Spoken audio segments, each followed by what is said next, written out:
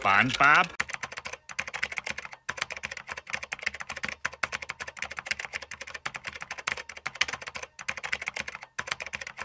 Hi, how are you?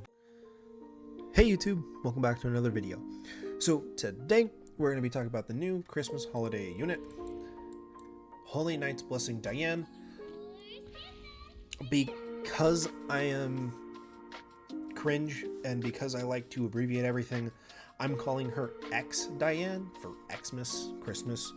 I'm calling her X.Dianne.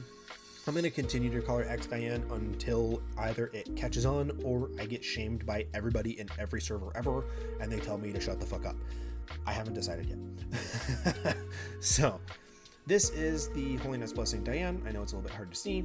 She is a fire unit. She is a vanguard, which means she starts with the same base speed as Demiurge Vlada. However, Demiurge Vlada still does outspeed her. And we are going to be talking about her just a little bit. First off, though, I want to say, because she is a seasonal unit, we have the Holy Knight's Blessing profile frame. It looks really nice if you get her to 4 stars.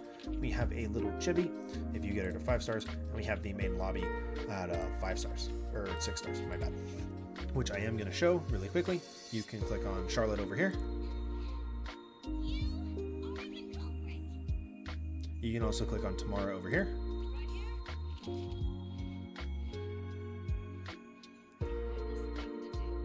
You can also, and then there's 2 different ones for Diane here. Tap on her head. And she gives you a little tease. And then you tap on her chest. And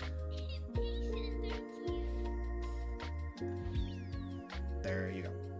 I figured I'd show that off at least a little bit. You guys deserve it for being such awesome fans. So, first things first, we are going to be talking about her skills, like always. We know we always start talking about the skills because the skills makes the character. The skills allows us to build into the gear and allows us to build into everything else. So, first things first, her S1. Very simple. Scent is here.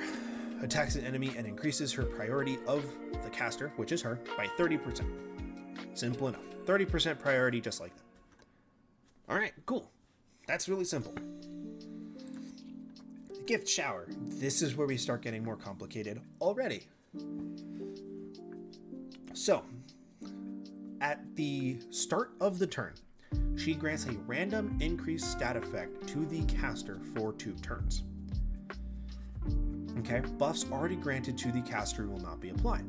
And these 2 random buffs can be attack, critical damage, accuracy, or speed. And we will get into that here in a minute.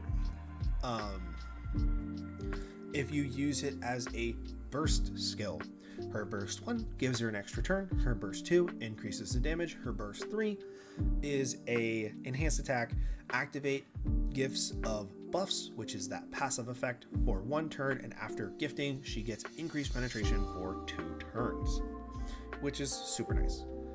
It's a great way to really buff her up. She does some pretty good damage. And again, this skill's damage dealt increases proportional to the caster's speed. So the faster she is, the more damage she's going to be doing.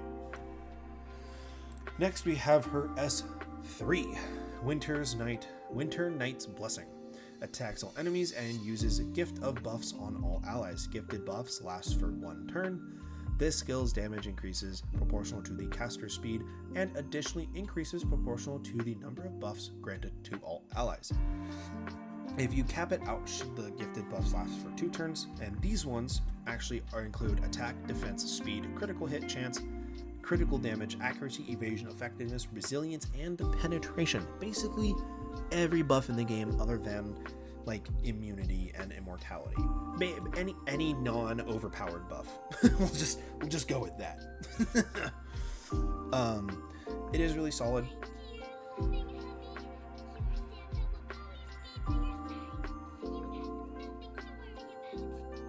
Thanks. So being able to buff everybody like this is super, super nice.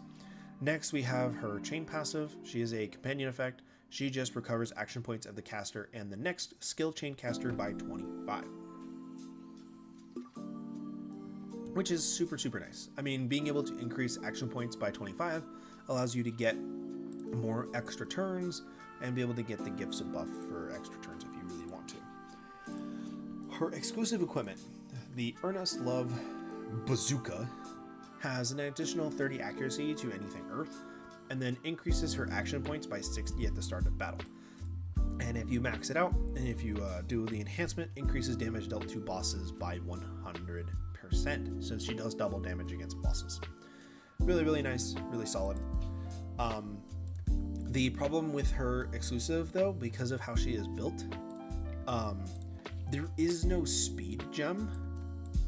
Like, speed gems don't exist, and so it makes it hard to increase her damage. However, you can put it into critical hit, and then you don't have to build up critical hit as much, and you can focus more speed.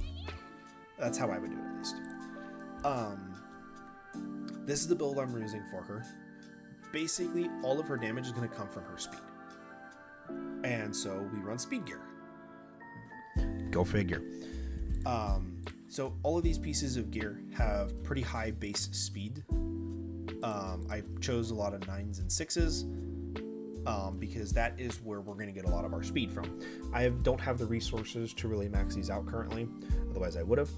But then other than speed, like, we don't really care about attack, I don't think. We really want that speed. We don't need effectiveness either. Having a little bit of HP is nice though, because she will be able to stay around for a lot longer.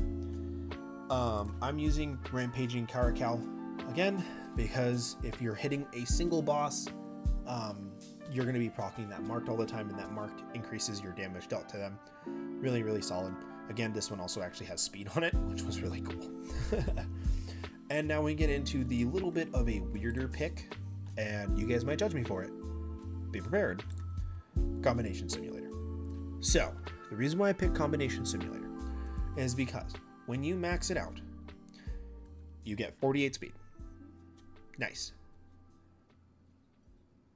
But the main reason why we do it is because of Calm Mind. Now, you're probably looking at me like I'm crazy. The reason why we do this is because at the start of battle has a 75% chance to increase accuracy and effectiveness for 1 turn. The reason why this is important is because of Gift Shower. Gift Shower gives us a random increased stat effect. Okay? You get one of these. If you already have an accuracy buff, you can't get it again. Which means if you are trying to get speed, critical damage, or attack, you are always going to get one of those 3 if Calm Mind procs. If Calm Mind procs, you take out the accuracy part of the random increased stat pool, which means now you get attack, critical damage, or speed. You get one of these 3. And accuracy is probably the worst one you could get for any of these, so being able to take that out immediately with your accessory is really, really solid.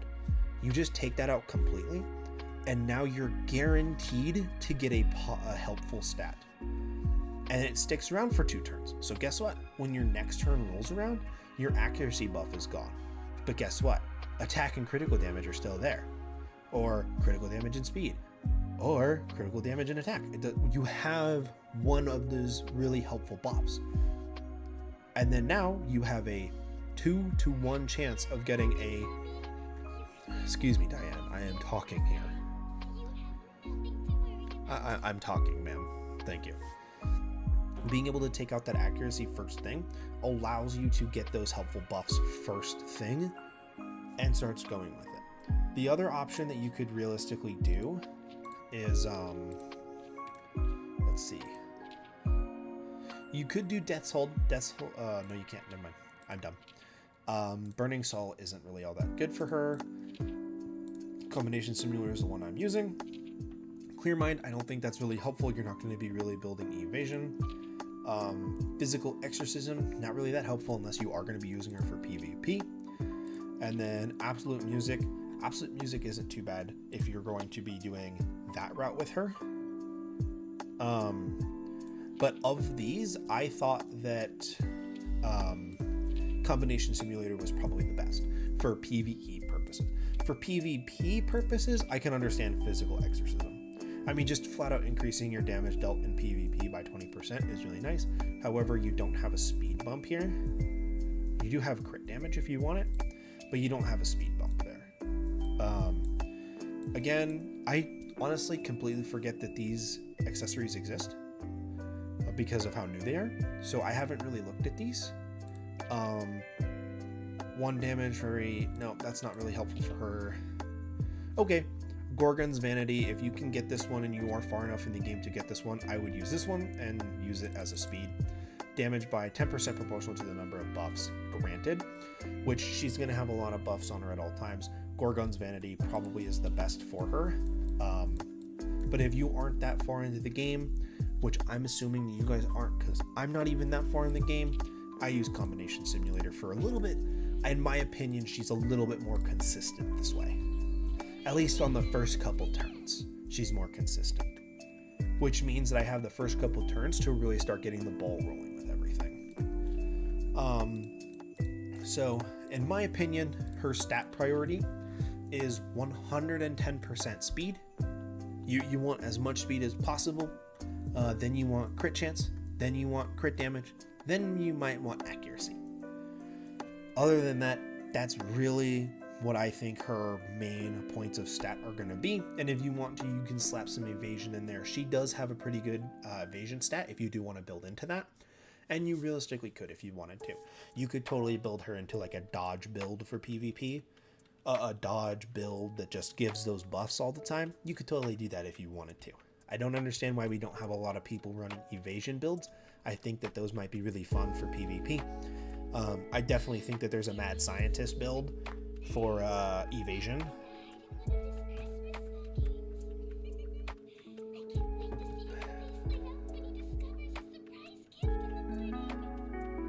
All right, Diane, thank you.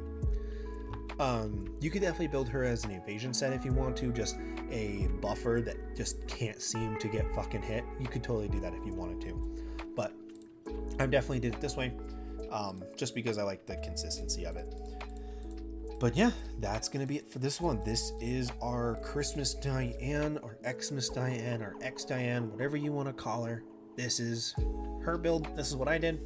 I hope you guys found this informative. I hope you guys maybe were a little entertained while I was doing this, and I hope you guys check out some more of my videos. Hope you guys had a wonderful Christmas since we're doing the review unit, and I hope you guys have a fantastic new year, or had a fantastic new year. I don't exactly know when this video is going to come out. So without further ado, I'm going to leave this one here, and I'll catch you guys in the next one. Peace.